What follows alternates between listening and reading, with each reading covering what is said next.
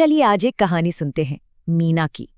सोचिए, एक ऐसी औरत जिसके कंधों पर ना सिर्फ घर का बल्कि खेत, खलियान, जानवर, मतलब हर चीज का बोझ था।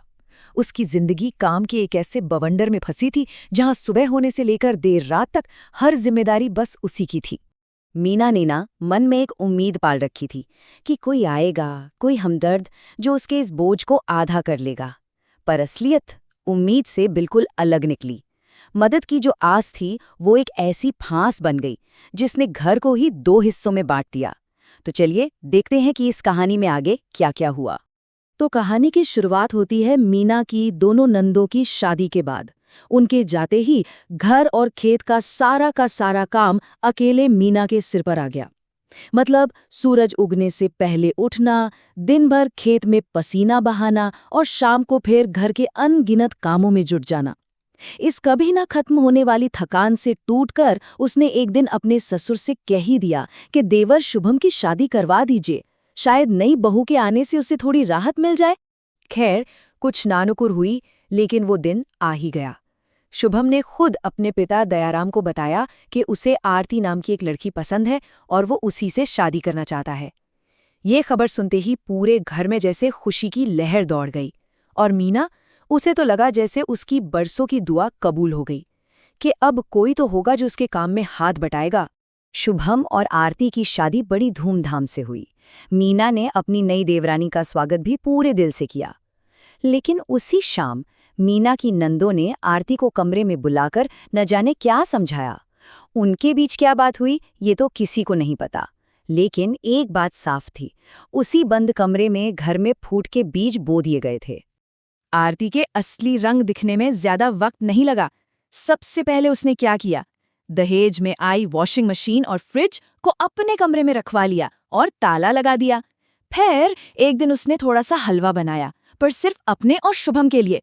मीना के बच्चे बेचारे बस देखते ही रह गए। और हद तो तब हो गई जब उसने मीना के बच्चों के कपड़े वॉशिंग मशीन से बाहर फेंक दिए और साफ साफ कह दिया कि ये मशीन सिर्फ उसके और उसके पति के लिए है। तो जो उम्मीद थी कि काम बटेगा, उसका क्या हुआ? अरे सच तो ये था, मीना का काम वैसा का वैसा ही रहा। खेत, मवेशी, पूरे घर की सफाई, सबके लिए खाना बनाना। और आरती के हिस्से क्या आया? सिर्फ अपना कमरा, अपने कपड़े और अपना खाना। मतलब काम बंटने की जगह घर ही बट गया था। अब जब भी मीना आरती को उसकी जिम्मेदारियां याद दिलाने की कोशिश करती, घर में एक महाभारत छिड़ जाती। और सबसे दुख की बात ये थी कि शुभम और ससुर जी भी हमेशा आरती का ही पक्ष लेते। वो मीना को ही डांटकर चुप करा देते थे। तुम इस घर की अकेली मालकिन नहीं हो, जितना हक तुम्हारा है उतना ही तुम्हारी देवरानी का भी है।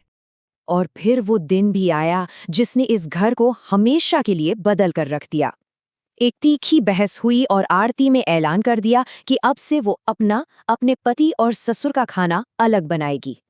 उसी शाम से उस एक आंगन में दो चूल्हे जलने लगे। ये सिर्फ दो चूल्हे नहीं थे, ये एक टूटते हुए परिवार की सबसे दर्दनाक निशानी थे।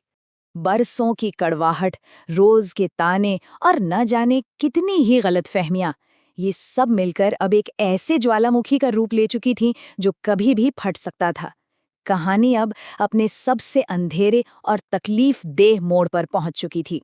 ये ज्वालामुखी तब फटा जब गांव की कुछ औरतों ने आरती के कान भर दिए कि मीना तो पूरे गांव में उसे कामचोर कहती फिरती है। बस ये सुनते ही आरती आग बबूला हो गई। घर आई और चीख कर कहा, जब सबको यही लगता है कि मैं कामचोर हूं तो ठीक है, आज से मैं एक तिनका भी नहीं उठाऊंगी।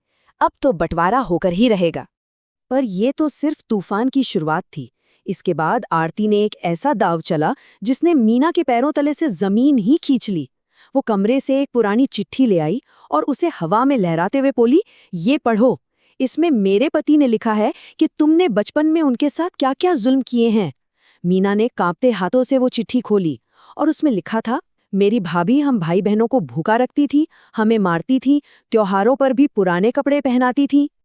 चिट्ठी का हर एक शब्द मीना के दिल में शूल की तरह चुभ रहा था। उसकी आंखों से आंसू बह रहे थे। और तो और शुभम और दयाराम ने भी उन झूठे इल्जामों पर अपनी मोहर लगा दी। सोचिए, एक पल में मीना की सालों की मेहनत, उसका त्याग, सब कुछ मिट्टी में मिल गया। पूरा परिवार आरती के साथ खड़ा था और मीना उस भरे घर में बिल्कुल अकेली रह गई थी। जब घर में ये हंगामा चल रहा था, तभी वहां गांव की सबसे बुजुर्ग महिला सुखी काकी आ पहुंची। उन्होंने सारा तमाशा सुना और फैसला किया कि अब इस झूठ के अंधेरे को चीरकर सच की रोशनी लाने का वक्त आ गया है। पता है, इस परिवार की सबसे बड़ी त्रासदी क्या थी? वो अपनी जड़ें भूल चुके थे। वो भूल गए थे वो दिन जब घर में गरीबी और लाचारी का अंधेरा था। वो भूल गए थे कि कैसे एक बच्ची की उम्र में मीना इस घर में बहू बनकर आई, और उसने सिर्फ घर ही नहीं बल्कि इन सभी बच्चों को भी अपनी ममता से पाला। आज की अच्छी हालत ने उनकी यादों पर एक मोटा पर्दा डाल दिया था। सुखी काकी ने दयाराम को झकझोरते हुए कहा, दयाराम, शर्म नहीं आई तुझे ये सब कहते हुए? तो भूल गया अपने वो बुरे दिन जब तेरी पत्नी गुजरी थी और ये बहू एक बच्ची होकर तेरे घर आई थी। इसने अपनी थाली का निवाला तेरे भूखे बच्चों को खिलाया, अपने हिस्से के नए कपड़े उन्हें दिए ताकि वो त्योहार मना सके। और आज तुम लोग उसी पर इल्जाम लगा रहे हो। सुखी काकी का एक एक शब्द हथौड़े की तरह उन सबके दिलों पर लगा। एक बिजली के झटके की तरह सच उनकी आंखों के सामने कौंध गया। जिसे वो सालों से अत्याचारी समझ रहे थे, वो असल में इस परिवार की ढाल थी। सिर्फ एक इंसान, मीना, जिसने अकेले ही इस पूरे परिवार को थाम रखा था।